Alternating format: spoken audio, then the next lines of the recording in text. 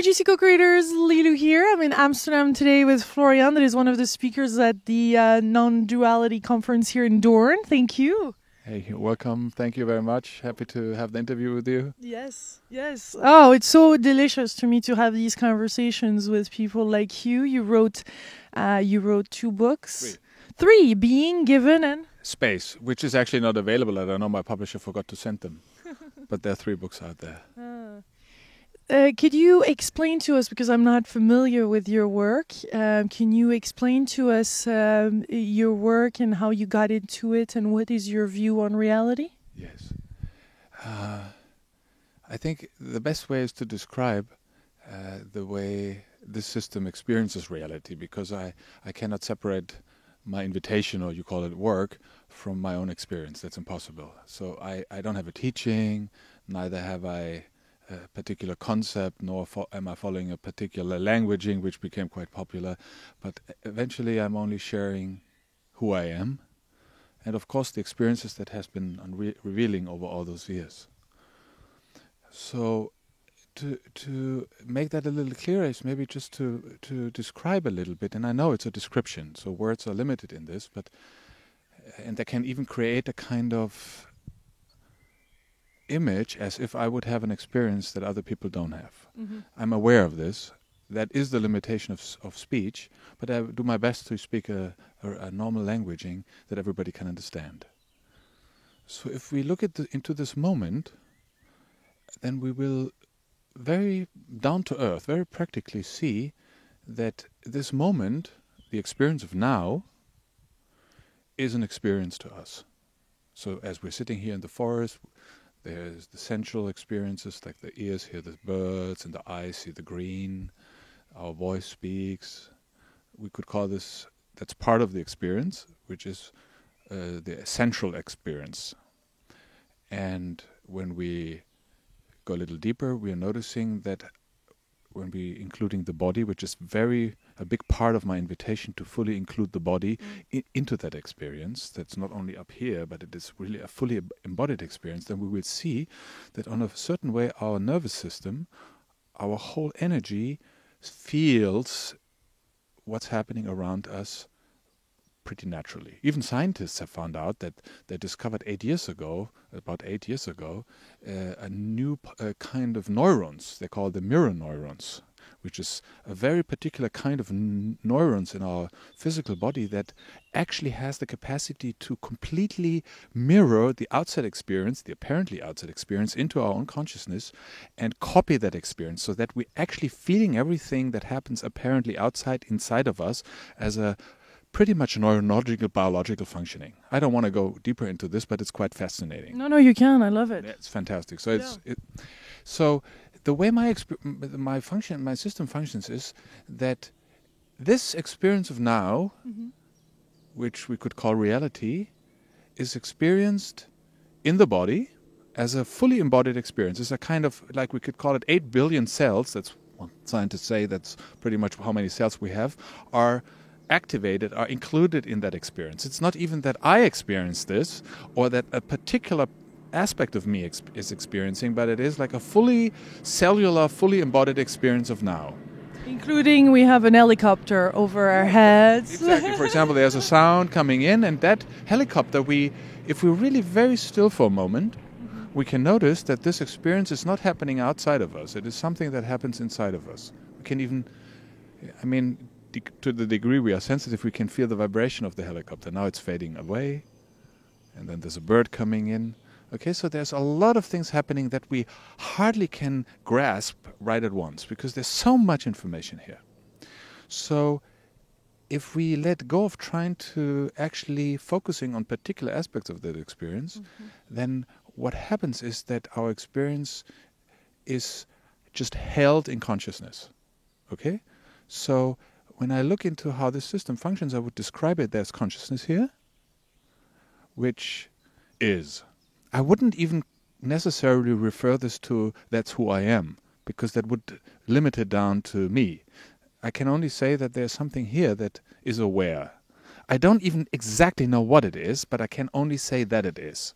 Because only because it is, we can have a conversation. We can be consciously looking at each other. and having experience. So, and in that consciousness, the totality of now, which is already like a cellular happening in me, is showing up as sensations. So I would say that's the best description that I found in simple terms to describe how this system functions. And when I speak about this system, I speak this as a representation of your system too, because you're functioning the same way. Mm-hmm. It is just like that our thinking process and the way we have been conditioned to trying to find out what's going on. Mm-hmm. So how our attention is organized, focusing on aspects, withdrawing again, going out there focusing, that this automatic habitual movement of our attention makes it appear as if there's someone here that observes an object there, which can even be an internal happening. Mm-hmm. But that construct of an observer watching at an apparently external or slightly distant object, that is a construct, which is part of the experience. So when that comes to an end, we could call it when observing comes to an end. Mm-hmm. When the observer starts to rest, then what happens is that the gap between the experience and the consciousness in which the experience is happening, that gap gets smaller, smaller, smaller, smaller. It closes until the gap is completely closed. And in the moment consciousness and the experience that shows up in consciousness are so intimately connected, there is no two anymore. Mm-hmm. Then consciousness and the experience are one. Mm-hmm. So that's what's at the base of non-duality. When we speak of non-duality, Absolutely. That's it. Because what non-duality means, when we reframe that wording positively, we call it. We say it's one. Non-dual is one. Mm-hmm. Huh? The absence of two, what remains is one. But many people have an abstract concept about non-duality. Mm-hmm. So they're using dualistic language to speak about non-duality. But there is, in very rare cases, at least in my experiences, there's a fully embodied experience of this, of oneness. Because oneness is actually, funny enough, if we use the old Indian tradition of the Advaita Vedanta, I'm not a scholar at all, but if we look at oneness, we're actually speaking about a very tantric experience. Mm-hmm.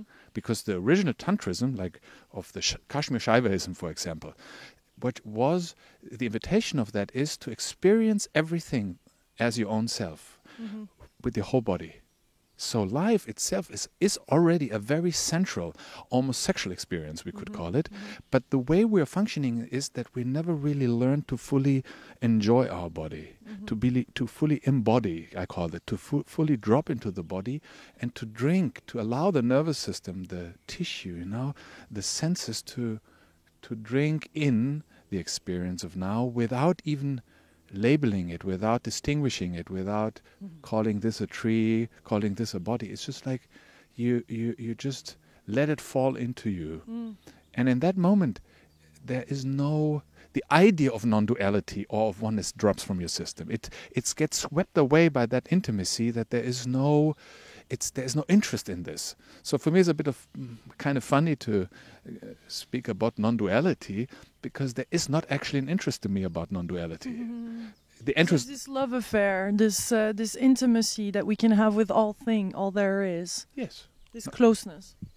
The funny thing is, you say we can have it, but as a matter of fact, we have it already, because if we look into the biology of it, the pure biology of the neurons, our brain, like I said before, these new discovery about the mirror neurons, then which says that this is a natural functioning. We are born with these neurons. They're not developed. Mm. It's also not the theory or the paradigm that was put out there 50 years ago where people said, we're only using 4% of our brain and 96% of our brain is unused. It's interesting, but they discovered that the full potential of an experience of full compassion. Mm-hmm. Compassion means feeling everything as your own experience. That's we have on a neurological basis.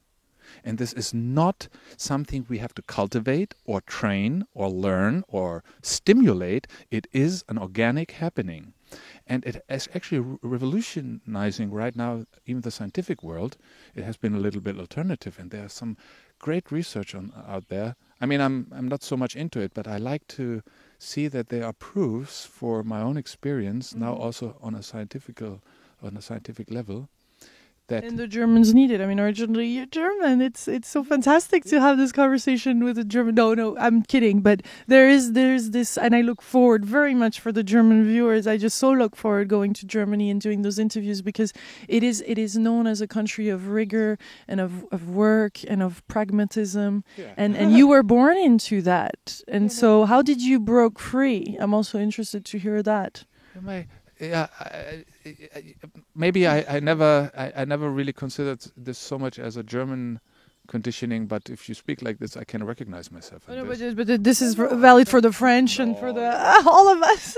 I mean, I was born in a family where these qualities that you just mentioned were, I would say, well represented. My father was a very successful man and became quite wealthy, and so on an external level, everything was there that a human being can dream of, but there was a lot of struggle in relating with each other. And I think that was pretty much the starting point of my inquiry. I didn't know this up to maybe a couple of years ago, that when I started my quest for truth, for awakening, went to India, became a monk. So like the Buddha, he left the kingdom of his father. So I renounced my inheritance. I was the eldest son, and I went into poverty voluntarily, so became a monk in India. Tried to find what I was looking for there, and eventually I found out that this is also a dead-end street, that is not going to solve any of your problems, except that you withdraw from the world. So I needed to return, and so the deeper I went into all this, I could notice that maybe it's a bit unsexy to say so, but that the deepest conditioning we're having, and that we're actually struggling with, is what we bring from our families. It's not so much the cultural. The culture is part of the family, but if we go into the very cellular, into the deepest blueprints of our nervous system, how we're functioning, even the interest we have in life, these are all set up in the dynamics that we have experienced in our families, and it is particular generated, and that's quite interesting for me, and I've been sharing this for many years now. It has to do with how we have experienced our parents and the people around us, how they relate with each other. Because relating means eventually always trying to connect.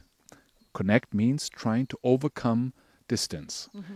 Overcoming distance means trying to overcome separation, that these are not two, but that we feel each other when we are together, that we feel each other, that we feel this. It's not a feeling, it's like we know we're connected, but we have that experience of connection. And we've never learned this.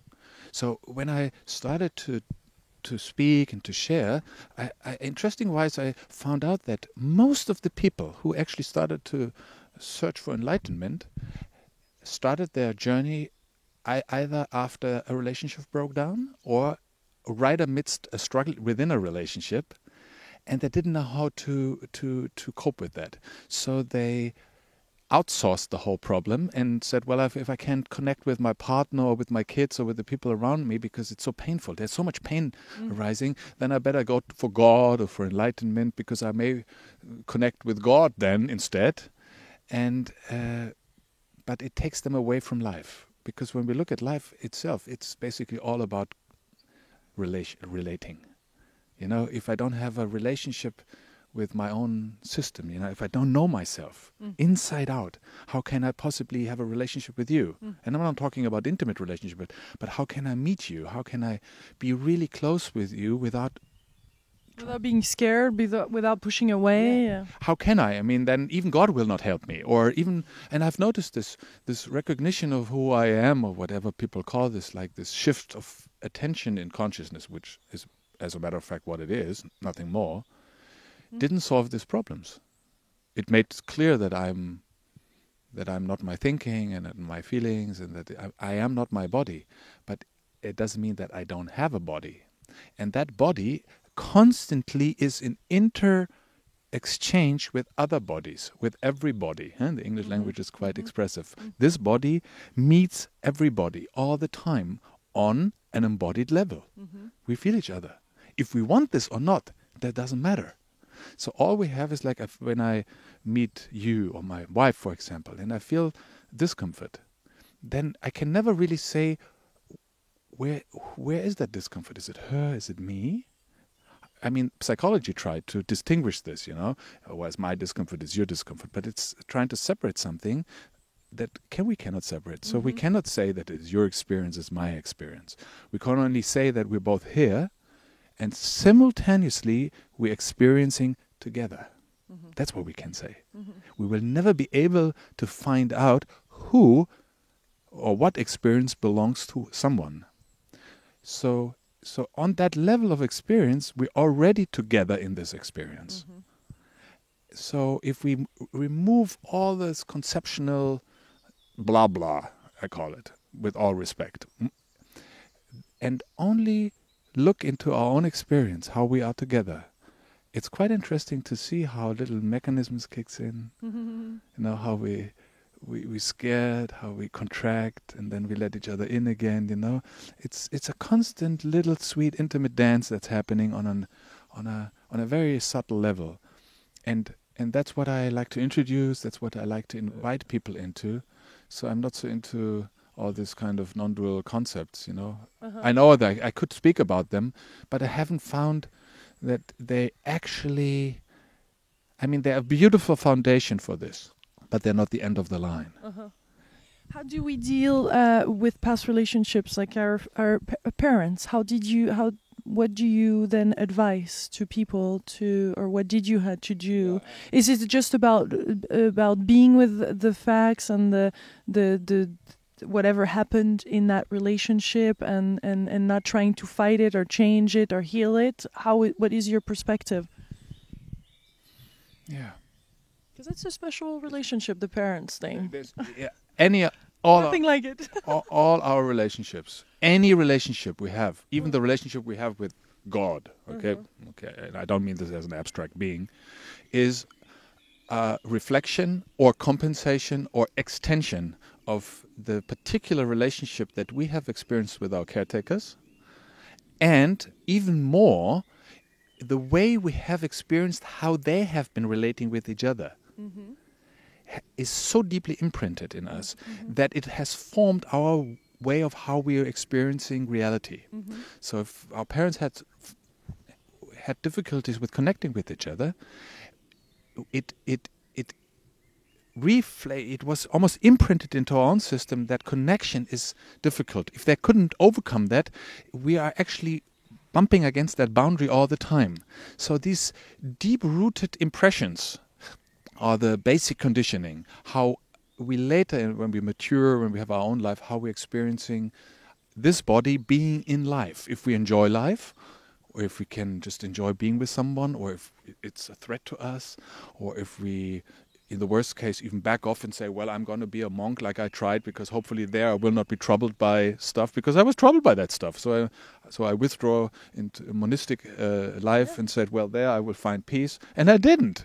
It was following me there too. You cannot get rid of your stuff. So eventually, to answer your question is there is no escape. You cannot get out of this. It's impossible. So, and if you get a little older and your energy resources become a little more, I would say, subtle, you cannot struggle so much anymore. You get weaker in a way. Luckily, your resistance becomes a little weaker. And then you start to see that.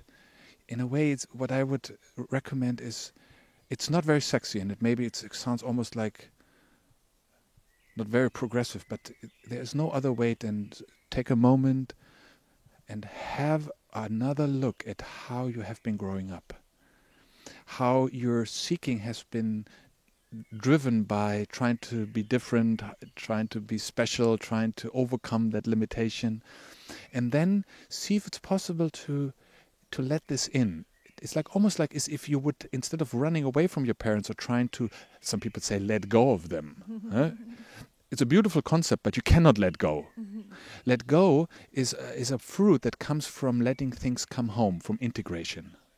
So if you integrate your parents, if you're willing to hold their hand and feel their pain, really and see what they went through in their life, because they also are kids of parents. So it started somewhere, generations, hundreds of years ago. Instead of judging them personally because they weren't able to give you a certain quality of attention and all that stuff. So if we allow this in a kind of humble way, very humanly, there is a connection happening. There's a rewiring in our psychological and internal neurological structure that I can only describe as order. Something comes into natural order that is upside down, and especially in the spiritual world, there is so much disorder. And all this is, you overlay it with lovely concepts, with nice words, but underneath there is disorder, including often, and I speak from my own experience, dysfunctionality. That even if you speak and you teach somebody and give groups and all that stuff, it's not the real deal. So I like to actually meet my colleagues and myself privately, because in these private moments, all these artifacts that are so quickly overwritten by our presentation, by the way we are socially functioning, they show up, and they're all related to that deep pain that we never knew how we can address this. It's not that we need to do this psychologically, because it doesn't work. I tried that after I came back home from India, trying to find the way, freedom to meditation. I went into Western psychology and thought that was going to save me from my trouble, and it also didn't save me from my trouble. So neither of these two paths actually work. What for me works, is to eventually be willing to let things in. Mm-hmm. Everything that you are still fighting with, that you say, well, I don't want to deal with that. It's not, like this. Just see how your system pushes that away and keeps it subtly as an external experience. And it all goes down to the way we can integrate the people that we love the most. And that's mostly our parents, our kids, our partners, Mm-hmm. In these intimate relationships, everything is showing up that you never ever wanted to deal with in your life. Let's talk about the romantic relationship. You live in Mallorca with your wife. You travel a lot. Yeah. What is you think is one of the keys to relationship, to those romantic relationship, for them to work harmoniously and be happy? The absolute foundation of this, and I can only speak from as far as I've seen it now, and we had our difficulties, my wife and me, and I don't know how we made it, but we overcame a lot of that stuff.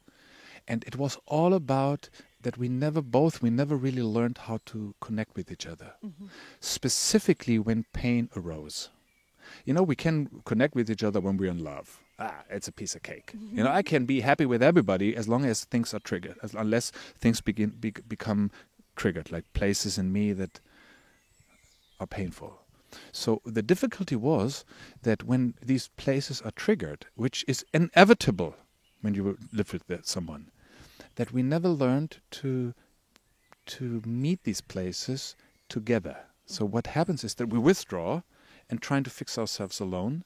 And on top of the pain, then there comes separation, disconnection, which is the biggest part of the pain loop, is that we suddenly feel disconnected. And it took me a lot of years to have that distinction between the pain and how my system disconnected from the pain, like stepping back and become the observer and trying to fix myself internal. So the absolute foundation that we have found as a couple, and we're sharing this quite a bit together also, is like, I would call it with a very simple, like an invitation, is resting where you know that you are already connected. Interesting. Resting where you know that you're already connected, even though you may not feel this all the time. You cannot feel all the time connected. It's impossible. Just if you're tired, for example, your system is naturally withdrawing because it needs rest. That means on the superficial level of experience, you may not feel that connection. But if you go with the feeling, you can't rest, because you are two forces now fighting in you. Your body wants to rest, and you are scared of disconnection, so you're going to actually move against your own natural movement, trying to overcome that feeling. So to remove that whole level of, let's say, emotional sensations, feelings from that query, and only rest where you know there is connection, then you can allow even moments of apparent disconnection to happen, but you don't have to become activated. You don't have to do anything about it. So you learn to rest with each other into that connection without needing to reach out all the time and trying to get it right, which is that what most couples, especially spiritually conditioned couples or psychologically conditioned couples, trying to do. They're trying to connect, but they fail because you cannot connect because you're already connected. And that made the biggest difference in my life. And that also, and then probably I have pretty much shared everything in short terms, then you will see how the idea of overcoming duality, which means to end up in non-duality, is profoundly, I would say almost predominantly, conditioned by the way your system has learned to either experience connection or trying to make connection. Because connection means overcoming separation. But that connection point is always moving, isn't it? Is it really a set point? Yes. Being connected is a set point.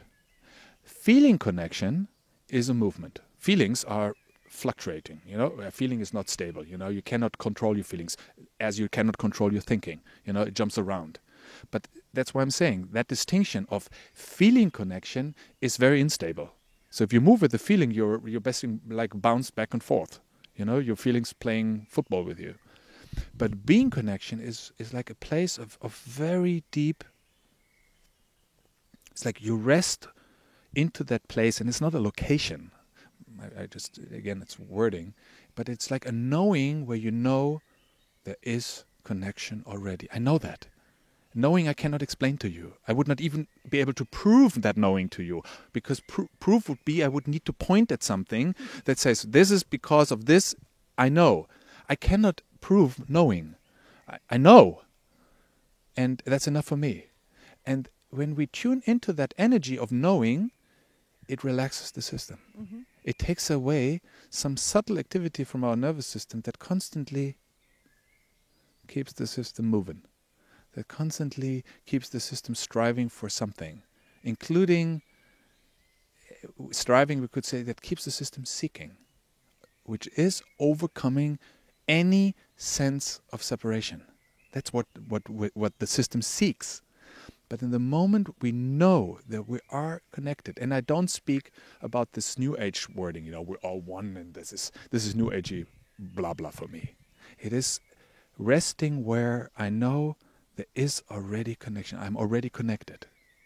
Not only with you, I am connected. The energetic spin in my system is not turned outside anymore. It starts to rest with itself. And then when I reach out to you, or if I meet you, even if we speak and use words, but there's an underlying peace there that I cannot make. Mm-hmm. It's there. And if we're not touching this, and when our system has never learned to operate from that peace itself, nothing makes sense. The most beautiful teaching will evaporate. It doesn't reach the cells. So, that's I would say pretty much it. What I have been discovering in the last 12 years, since this shift happened, and it all gets down how to connect, and to really learn to connect in a way that feels good to us, and in which we feel safe with each other and honor our boundaries. Mm-hmm. This is one of the most important things, and it will maybe need 5 more videos to speak about how important it is to know healthy boundaries, mm-hmm. which is so rarely addressed in the spiritual world, because everybody speaks about breaking down boundaries, that consciousness has no boundaries. That's true.